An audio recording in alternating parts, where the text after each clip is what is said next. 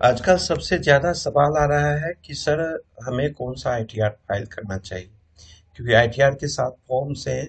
सभी लोगों का सवाल होता है कि आईटीआर 1, आईटीआर 2, आईटीआर 3, आईटीआर 4 कौन सा मेरे ऊपर अप्लीकेबल है, मैं कौन सा आईटीआर फाइल करूं। तो आप लोगों के लिए अगर मैं अलग अलग बनाता तो शायद आपका टाइम ज़्यादा लेता और मुझे भी ज़्यादा टाइम देना पड़ता। तो मैं आपको लिंक बता रहा हूँ और आप लोग खुद से पढ़िएगा। देखिए, एक रिक्वेस्ट आपसे कहूँगा कि जो लोग प्रोफेशनल नहीं है, जो खुद आईटीआर के बारे में जानकारी नहीं है, टैक्सेशन बैकग्राउंड नहीं है, तो वो 2-4 हज़ार रुपये के लिए खुद से आईटीआर फाइल मत करिए। मार्केट में प्रोफेशनल्स हैं, उनसे आप आईटीआर फाइल करवाइए ताकि आपका सही आईटीआर जाए। अभी आप देख रहे होंगे कि बहुत सारे नोटिस आ रहे हैं इनकम टैक्स डिपार्टमेंट से, तो इन सब चीजों से बचिए। और ये 200, 400, 500 में जो पोस्टर लगे देखते हो ना मार्केट के दीवारों पे, ये कोई सिनेमा का पर्दा 70 mm पे नहीं चलता है जो 200 में आईटीआर फाइल करवाइए, 500 में फाइल करवाइए, फ्री में आईटीआर फाइल करवाइए, या 500 का आईटीआर के साथ पैन कार्ड फ्री। ये सब चक्कर में मत पड़िए, प्रॉपर प्रोफेशनल से करवाइए। ठीक है। तो मैं हूं राम प्रकाश गौतम और आप देख रहे हैं GST Ram Prakash Gautam YouTube channel. मैं आपका स्वागत करता हूं और हम आज डिस्कस करते हैं कि आपको कौन सा आईटीआर फाइल करना है। सबसे पहले आपको क्या करना है अपने को कि गूगल में जाना और ये देखो incometax.gov.in, incometax.gov.in टाइप करोगे, ये पोर्टल तुम्हारे पास ओपन होके आ जाना है। तो जो रजिस्टर्ड हो ऑलरेडी लॉगिन करोगे, और नहीं भी लॉगिन करते हो तो जो हमें चीजें अभी देखना है वो सारी की सारी यहाँ पे अवेलेबल्स हैं, सारी डाटा। एक और रिक्वेस्ट करूंगा आप लोगों से, जो भी वीडियो देखते हैं, देखिए मैं एकदम मतलब क्लियर बोल रहा हूँ कि प्राइवेट कंपनी का नौकर हूं मैं। टाइम की कमी होती है, यूट्यूब का वीडियो बनाना, ब्लॉग लिखना, व्हाट्सएप, फेसबुक, सोशल मीडिया पे भी मैं थोड़ा एक्टिव रहता हूँ। मेरे पास टाइम की कमी होती है। आप लोग आईटीआर फाइल करने के लिए मुझसे रिक्वेस्ट मत करिएगा। मैं मुश्किल से 4-5 आईटीआर फाइल करता हूँ, जो भी अपने रिलेटिव और क्लोज फ्रेंड्स हैं। इवन आपको फेथ नहीं होगा, मैं अपनी वाइफ का आईटीआर फाइल करना इस बार भूल गया था। अभी 28-30 तारीख को इनकम टैक्स से जब एसएमएस पे एसएमएस आने लगा, तब मुझे मतलब वाइफ बोली कि भाई मेरा आईटीआर फाइल नहीं हुआ, तो हमने फिर आईटीआर फाइल किया। तो ये हमें मत करिए। अगर मैं आपके मतलब सम्मान में रख भी लूं और नहीं हुआ तो अलग आप गाली दोगे, तो इसके लिए आप लोग मत मुझे करना।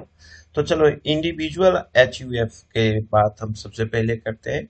इंडिविजुअल और एचयूएफ लोगों के लिए जो सैलरीड एम्प्लॉयज हैं उनके बारे में देखिए गाइडलाइंस दिया हुआ है।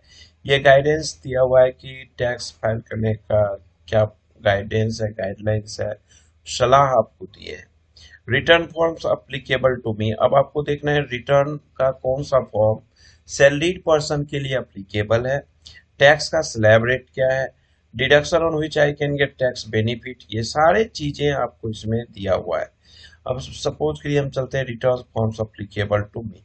ये जब क्लिक करिएगा तो ये विंडो आपके सामने ओपन होना है और यहाँ पे देखिए सारा कुछ लिखा हुआ है कि इंडिविजुअल के लिए आईटीआर 1, जिसको सहज भी कहा जाता है, वो अप्लीकेबल है। और क्या क्या कंडीशंस हैं ये देखिए, जिनकी सैलरी से इनकम है या जिनकी पेंशन से है, एक घर से इनकम आए, वन हाउस प्रॉपर्टी से, अदर सोर्स में आपको फैमिली का पेंशन, डिविडेंड, इंटरेस्ट एटसेट्रा, ये जो हैं वो अदर सोर्स में आ जाएंगे। और एग्रीकल्चर इनकम, यानी अब आप वो नेताजी वाला काम मत करिएगा। एक नेताजी 400 करोड़ का इनकम टैक्स का आईटीआर फाइल करते थे एग्रीकल्चर से, है ना, वो वीडियो में बनाया था, मिल जाएगा। एग्रीकल्चरल इनकम अप टू 5,000 रुपये तक अगर आपका एग्रीकल्चर कृषि से इनकम है तो आपको कौन सा आईटीआर फाइल करना है, आईटीआर 1 सर। ये सारे कंडीशंस यहाँ पे देखिए ए से एच तक दिया हुआ है। तो इस सबको ना एक बार रीड कर लीजिएगा आप लोग इस पोर्टल पे जाके। और यहाँ पे अगर देखेंगे तो सारा कुछ दिया हुआ है। फिर इंडिविजुअल सैलरी पर्सन वालों के लिए आईटीआर 2 और आईटीआर 3 भी अप्लीकेबल है। तो क्या कंडीशंस हैं वो सारी चीजें इस पे लिखा हुआ है, इसे क्लिक करके आप इसको पढ़ सकते हैं, रीड कर लीजिएगा। ITR कोड सुगम अप्लीकेबल है, सब चीज देखिए यहाँ पे लिखा हुआ है। उसके बाद फॉर्म क्या क्या है वो सारे हैं। फॉर्म 16 क्या होता है उसके बारे में इन्होंने बताया है कि अगर आपका कोई TDS काटा है तो कैसे देखना है। फॉर्म 16A उसके लिए है, जैसे फॉर्म 16 आपको अगर सैलरी जो कटती है, सॉरी जो सैलरी मिलती है उस सैलरी पे जो TDS आपको काटा जाता है वो फॉर्म 16 हो गया। कोई आप प्रोफेशनल सर्विस छोटा मोटा कहीं दे रहे हैं तो वो फॉर्म 16A हो जाता है आपको। तो ये सारी चीजें देखिए। एक चीज मैं आपको यहाँ पे इम्पोर्टेंट चीज अभी बता देता हूँ कि जब भी ITR फाइल करिएगा तो दो चीज आपको ध्यान में रखना है। वो दो चीज है, एक फॉर्म 26AS और एक दूसरा है AIS, एनुअल इंफॉर्मेशन स्टेटमेंट। ये दो चीज बिना चेक किए, जैसे अभी 31 जुलाई 2022 तक आपको ITR फाइल करने का डेट है। तो आप जब ITR फाइल करोगे ना तो पहले अपनी कंपनी से फॉर्म 16 ले लेना अगर सैलरी वाले हो तो, और फॉर्म 26AS और annual statement AIS, annual information statement, ये दो चीज जरूर देख लेना। अब अगर ये दो चीजों से अपने इनकम को नहीं मिलाते हो तो आपके ऊपर पेनल्टी, मतलब कोई नहीं रोकेगा। आप पहले का जमाना चला गया, भूल जाइएगा, ठीक है ना। अब 26S में आपको सारे चीज आ जाते हैं कि आपको सैलरी से कितना इनकम हुआ, ये सारी चीजें। AIS जो है एनुअल इनकम स्टेटमेंट, इसमें क्या होता है, जो थ्रेशोल्ड लिमिट्स हैं जो कि मैंने पिछली वीडियो में बनाया हुआ है ऑलरेडी, वहां पे आपने अगर कोई, जैसे जितने भी सैलरी पर्सन होते हैं कुछ वो शेयर का काम कर लिए, आजकल एक नया भूत सवार हुआ है क्रिप्टो करेंसी का, कुछ उसमें काम कर लिए। तो जब आप ऐसा करते हो ना तो 26AS 26AS में वो चीजें नहीं दिखती है। ये सारी चीजें कब देखती है, एनुअल इंफॉर्मेशन स्टेटमेंट में। आप कोई प्रॉपर्टी खरीद रखे हैं 30 लाख का, वो वहां पे दिखेगा एनुअल में। आप कोई क्रेडिट कार्ड का ट्रांजैक्शन थ्रेशोल्ड लिमिट से ज्यादा कर रहे हैं वो वहां देखेगा। आप कोई FD किए वो देखेगा। आपने कोई सेविंग अकाउंट में इंटरेस्ट कितना आ रहा है वो दिखेगा। 26AS में भी जो इंटरेस्ट, बैंक का इंटरेस्ट आपको दिख जाएगा 26AS में भी। लेकिन जो आप शेयर मार्केट से, डिविडेंड से ये सब करते हो वो ट्रांजैक्शंस नहीं दिखते हैं। या आपने कोई FD किया है वो चीजें नहीं दिखते हैं। या कोई FD मैच्योर होके और फिर से दोबारा FD बन जाता है तो वो सारे ट्रांजैक्शंस आपको 26AS में नहीं दिखते, लेकिन वो सारे ट्रांजैक्शंस आपको एनुअल इंफॉर्मेशन स्टेटमेंट में दिखेंगे। तो जब भी आप इनकम टैक्स का रिटर्न फाइल करें तो ये दो चीज से अपनी इनकम को रिकंसाइल कर लीजिए, उसके बाद ITR फाइल करिएगा। ये 200, 400, 500, 1000 रुपए वाले के पास जाइएगा अगर आप, मतलब जिनको जानकारी की थोड़ी सी दिक्कतें हैं, उनसे भी आप रिक्वेस्ट करिएगा कि भैया मेरा 26AS और AIS को और मेरे इनकम को बैंक अकाउंट के साथ अपना लेजर। आप लोगों में सबसे बड़ी SSC में क्या गलती होती है, ITR भरवाने जाएंगे, मतलब डॉक्टर के पास जाएंगे और उसको गुप्त रोग है तो सलाह उसको बताएंगे नहीं कि मुझे बीमारी क्या है। यार हद हो गई, बताना डॉक्टर को। लोग क्या करेंगे, ITR भरवाना है, कहेंगे जी मैं बैंक स्टेटमेंट नहीं दूंगा। क्यों दोगे, तो वो जान जाएगा भाई तेरी इनकम क्या है, कितना FD है, कितना, सारी चीज अपने पास ही छिपा के रख ले। कंसल्टेंट का भाई कुछ नहीं बिगड़ने वाला, कंसल्टेंट का कुछ नहीं, क्योंकि आपने जो ITR फाइल करते हो ना वो आपको बिहार पे होता है, आपका साइन जाता है, आपका आधार पेन है, उसका कुछ नहीं गया। तो पेनल्टी दोगे, फिर जब दोबारा नोटिस आएगा तो नोटिस का रिप्लाई जब आपका कंसल्टेंट करेगा फिर अगेन वो आपको चार्ज करेगा अपनी फीस। तो बेहतर है कि जब किसी के सामने जाइए तो ओपन होके जाइए, कचरा जो अपने दिमाग में है उसे निकाल के जाइए। कचरा भर के जाइएगा तो कोई फायदा नहीं है, खुद फंसिएगा, ठीक है ना, ये ध्यान रखना। तो एनुअल इंफॉर्मेशन स्टेटमेंट और फॉर्म 26AS जरूर रिकंसाइल करना है ITR भरने से पहले।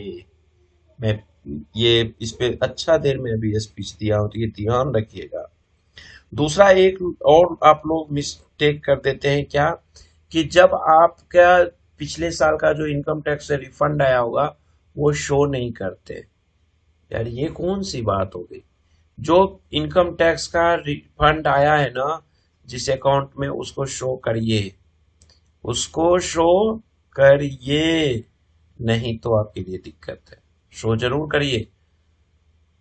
जो टैक्स वो एक इनकम हो जाता है आपका, तो उसको रिफंड पे जो इंटरेस्ट मिला होगा वो भी, वो सारी चीजें शो किया करिए। इसमें छिपाने का कोई काम मत किया करिए। ठीक है, तो ये सब फिर फॉर्म 15G है, फॉर्म 15H है, इन सब चीज को देख करके ये सारी चीजें यहाँ पे बताया गया है।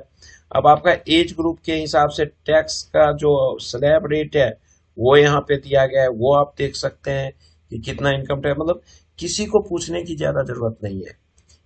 अगर थोड़ा सा भी टैक्सेशन की नॉलेज है तो आप समझ सकते हैं, बाकी कंसल्टेंसी ले लीजिए। बट खुद से अगर ना हो तो ज्यादा दिमाग मत लगाइएगा।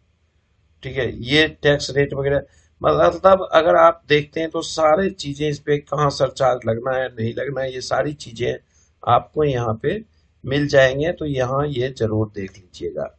ठीक उसी तरह आप इंडिविजुअल एचयूएफ के बाद बिजनेस प्रोफेशन वालों को यहाँ पे देख लीजिएगा, और ये सारे चीजें भी वहीं पे आपको दिख जाएंगे। सीनियर सुपर सीनियर सिटीजन है उनके लिए क्या फाइल करना है, कौन सा रिटर्न, क्या गाइडेंस दिया हुआ है टैक्स फाइल करने के लिए, रिटर्न फाइल करने के लिए क्या गाइडलाइंस है, वो गाइडलाइंस को जरूर पढ़ लीजिए। नॉन रेसिडेंस पर्सन अगर आप हैं तो आपके लिए भी सारी की सारी चीजें बताई गई हैं।